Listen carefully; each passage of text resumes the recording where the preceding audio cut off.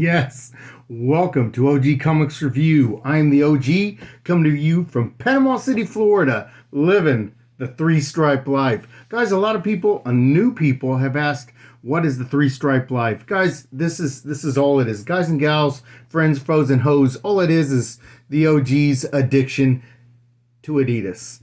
That's all. Back in the day, I was a Nike guy. I had a diamond stud earring and a Nike swoosh going through it back in the day. We're going to review comic pulls from 10, 19. Now, normally I told you guys I was going to rename this, not a top 5 Fantastic Four, but that previous pull was 18 freaking comic books.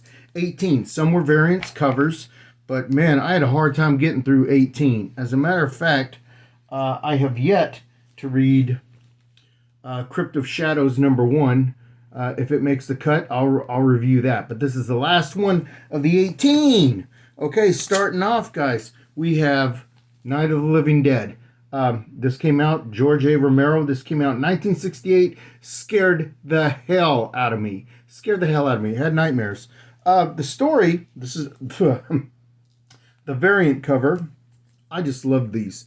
I got to tell you, straight up looking at them, they're not excuse me, they're not as nice as I had hoped, but it's all right. Night of the Living Dead, grown up, meant a lot to me. It's one of my all-time horror movies. I am a horror movie guy.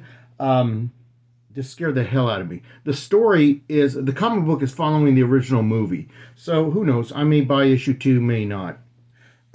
Predator #3. This is Lionel Francis Yu. I hope I'm saying that right. This is a variant cover. The story is fantastic. This is the young lady that's, when she was a child, the family was killed by the predators. Well, she maimed one of the predators, knocked one of his mandible claws, I believe. God, makes me think of wrestling the mandible claw. Anyway, getting back to the comic books, she is on the hunt for this particular predator. But, as the predators are, they are vicious hunters, and they've kind of turned it around. That variant cover, oh, I'll tell you guys who that was. That's the main cover. The main cover, I'm down for all the Predator variants. So my local comic shop will be setting these aside for me. This is Ben Harvey, gorgeous cover. I love the Predator. There are some movies that that have been erased from my memory, but I'm a big Predator fan. Loved Prey. I love this, guys. This is Alien #2. This is a Bjorn Borg, not Bjorn Borg, Bjorn Barron's cover. Gorgeous. This is about Steel Team. Steel Team are unkillable synthetics. If you remember the original story, Bishop was a synthetic. Michael Fassbender in Prometheus was a synthetic. This is a team that Wayland Kukani, or whatever it's called, the main outfit that has been after the alien since day one, that they want to turn it into a bioweapon, some sort of army killing weapon. They banned all AI synthetics. So the deal is made, if these guys, this team of synthetics go in and rescue these remaining military group that's been dropped in, they will be granted their freedom. All sins will be forgiven. I think it's a trick, but I'm down for it. I like the story. Darth Vader #28. Guys, I cannot talk enough about this. I'm a Darth Vader guy. I'm not a Star Wars guy. I don't know everything. Like, I'm a Trekkie, and they can pull up crap that I don't know about. Stuff that I really don't think is that damn important. But the Handmaidens of Padme, and I hope, God, bear with me, I hope I'm pronouncing that right. Natalie Portman was Padme. The Handmaidens of Padme, they're a group. What I like about this is that Darth Vader is so feared. People are talking to him. Subordinates, underlings are talking to him, and they're just like shaking away, man. Just scared he's gonna do the do a power bomb. What have I not told you before? This is a fantastic story. The art of Daniel Warren is actually starting to grow on me. artist and writer. This is not going to go on forever. It's a great story.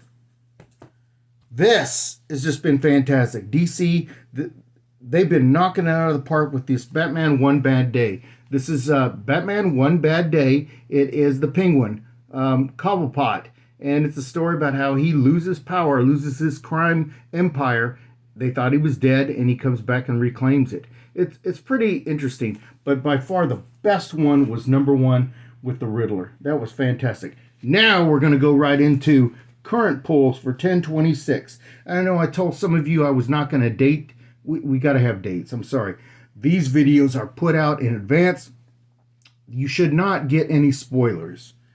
For 10/26, Judgment Day, the big crossover event, this is the end. It's been better than some. I still claim that not much has happened. Magneto is dead, supposedly. Nobody really stays dead, but man, it looks like he's dead. And I love Magneto. I'll share with you right now one of my favorite figures. This is the Legends, and that is Magneto in his white costume. Fantastic. Fantastic box art, too. That's from House and Powers of X. Strange, I almost said Strange Academy.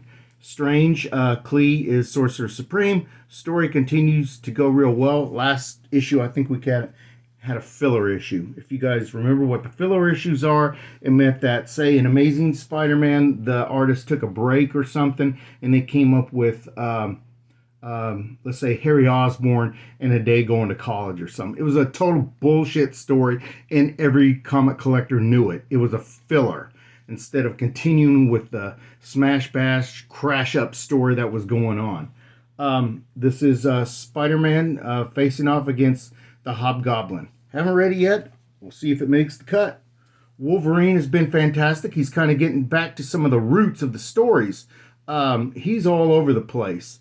I have my fill with Logan sometimes, but sometimes the stories are real good. And this story is real good. Hopefully he gets back to fighting Dracula and the vampires. It's a pretty interesting story.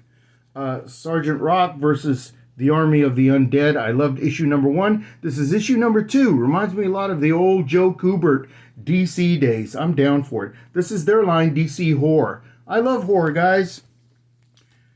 DC versus Vampires. This has been a good read. I've really enjoyed it. 2 pickups. These are basically cover buys. Can't wait to read them. This is IDW Star Trek number 1. Gonna check it out. Boom Studios, The Approach. Don't know much about it. Cover just caught my attention.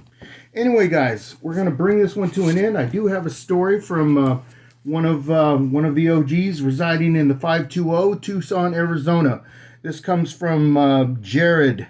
Jared asks, "Do I read my comic books to music?" Can't do it no more. I can't focus like that. When I was younger, I did used to read comic books with music in the background. It helped me process the story, helped me read faster. Can't do that anymore. I used to identify some titles, comic titles, Sergeant Fury and his Howling Commandos, Iron Man, with certain songs. Just play them over and over and over and over and over. That's it for this week, folks. Let me know. Let me know what's going on with you. Make sure you like and subscribe and slap the ass of that like button. Send me some questions. Visit your local comic stores. Dig in those long boxes. Share with me. Share with the OG what you got. We'll talk about it. I got a question for you. What do you think about the cursing? This is a rated R show. I'd like to keep it that way, but I need your opinions. It's like, are you bringing in some young OGs to OG Comics Review? Let me know. Give me some questions. I will respond to them. I'm not always the quickest, but I will respond to them. We are out.